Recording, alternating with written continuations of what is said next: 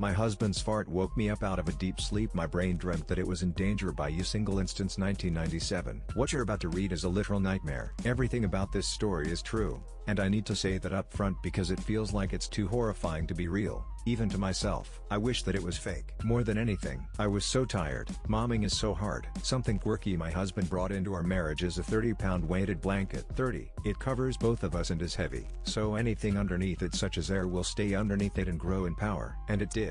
I trusted that man. I spent time with him that night. He even agreed to watch 500 Days of Summer with me in bed. I think 10 minutes in, I fell hard asleep. He, however, watched the entire movie late into the night, like 1 a.m. I was deep sleep dreaming. I don't know what it was about, but suddenly things got dangerous. My dream turned into chaos. It was as if my brain was trying to warn me of danger, lethal danger, and didn't have enough time to organize its thoughts into a more tried and true nightmare. It just started sending chaotic images of danger and throwing emotions of terror and fear into whatever current dream I was having. In hindsight, I think my brain was trying to disassociate from itself to survive. I was suddenly jarred awake to the smell of hot death. Remember the weighted blanket and its effect on everything? He had fluffed the blanket, which is wild because it's so freaking huge and unmanageably heavy. Hot, moist, high temperature air had shot straight into my face and it was like nothing I had ever smelled. It wasn't eggs. It wasn't sour. It wasn't ripe. It was pure garbage energy of skunk trash SHT covered in straight up gasoline that made me full of rage, fear,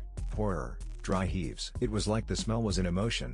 I can't even explain it. I started dry heaving violently and panic screaming and running in a half-awake state of drunken-like prancing in the dark. I had to sleep in the other room, but even when I got to the other room, my pajamas smelled like the fart. I later found out he had farted like 10 whole minutes before I woke up. 10 minutes. It had been roasting into my skin for 10 minutes. He was laughing so hard he couldn't breathe. I don't know if I'll ever get past this.